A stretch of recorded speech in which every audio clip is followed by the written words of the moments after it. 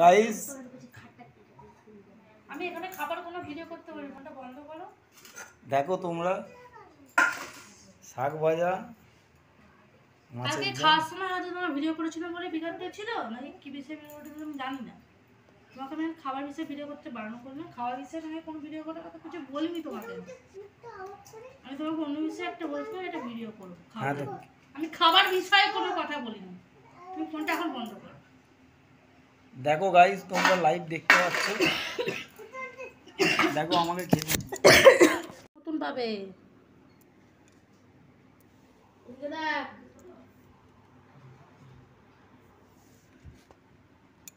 খুব ভালো